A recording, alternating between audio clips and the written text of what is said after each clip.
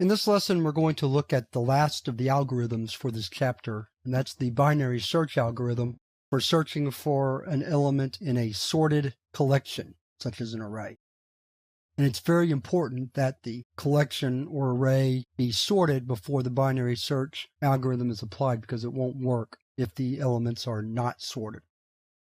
So let's go ahead and get started. I've already written part of the program here, so let's go over that real quick. We have a display method for displaying the elements of our array, so we can look at them after they're generated.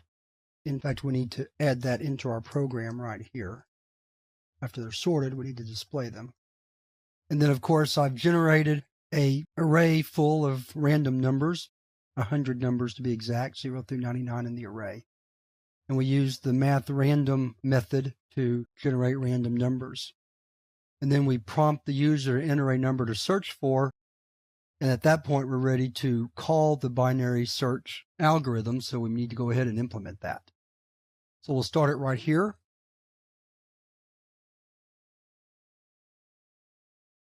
We return an integer because it's going to return the index position in the array where it finds the element being searched for, or it's going to return -1. Key is the value that we're searching for.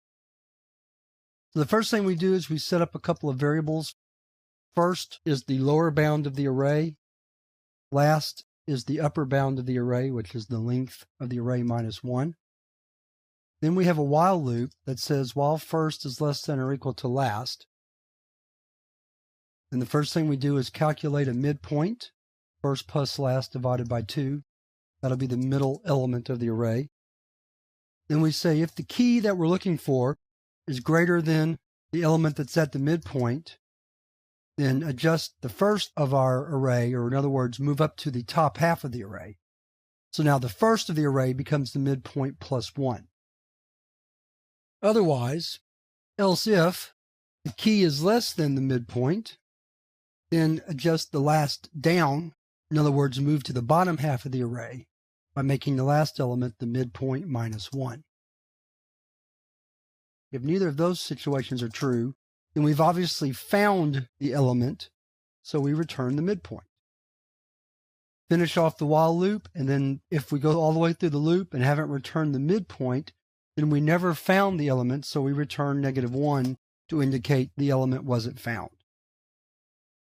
What we'll do here is we'll say int found equals binary search numbers is our array, num is the element that we're searching for. Then we can say if found is greater than or equal to 0, found key at position plus found, else key not found. Making sure I have all my closing braces in order. Looks like I do. Let's save it. Go back to our command prompt, clear the screen, compile again, and run the code. Here are our elements. Let's look for one that's in the middle of the pack. Notice we have some duplicates, and we forgot to do a new line there, but that's okay. So we'll do 36, and found key at position 45, which is right about in the middle. Let's run it again. We're not going to worry about any of our little discrepancies in formatting. Let's look for one that's close to the end, 98. Found 98 at position 98. That's fine. Do it one more time. Let's search for 3. That's right, found it at position 1. Clear the screen. Run it again.